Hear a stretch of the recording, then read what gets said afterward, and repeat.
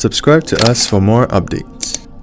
आप अपने काम का लुत्फ लेना शुरू करें, आप उसका मजा लेना शुरू करें। आप अपने काम का मजा लेने लग जाएं तो उसमें मजा आने लग जाता है। आप अपने काम को सुरूर से करें तो सुरूर आने लग गया। लेकिन अगर आपने अपने काम को थका थका करना है, परेशान करना है, तो उसने मजा मिलाद शरीफ आ रहा है।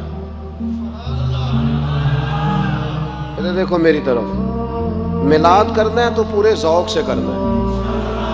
इसको ना थोड़ा करें, थोड़े खर्चों वाला करें, लेकिन प्यार से करें। यानी इसमें आप दरियाँ भी बिछाएं तो मज़ा लेके बिछाएं। महल्ले के बच्चों से नात सुने। आप ये छोड़ दें, ये जो VIP कल्चर आ गया मिलाद में, इसको भी निकालें। आप अपने बच्चे से कहें कि वो कसीदा बुर्दा शरीफ पढ़े, हो गया मिलाद शरीफ घर में। लेकिन इसका ज़ौक़ और इसका वज़ू और इसका हुस्न नहीं किसी जगह भी कमज़ोर होना चाहिए। आपके अंदर वो ख़ास लहर हो कि मैं अपने नबी का जिक्र कर रहा हूँ, मैं हुजूर के मिलाद शरीफ की बात कर रहा हूँ। उसमें ज़्यादा तकल्लुफ़ात की ज़रूरत नहीं, उसमें दर्द दिल की नीयतों और इरादों के खालिस होने की ज़रूरत है।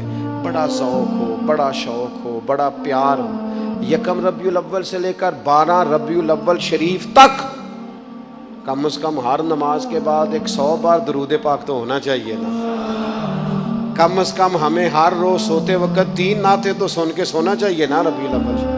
हमें कम से कम ये पूरा महीना हुजूर की सीरत पाक का और सुन्नत पाक का रोज़ का एक एक बाब का दरस तो सीखना चाहिए ना। हुजूर खाते कैसे, बैठते कहते, हुस्न तकल्लुम कैसा, हुस्न गुफ्तगू कैसा, लोगों से मुआमला कैसा, अखलाक़ आली हमें सीखना चाहिए ना।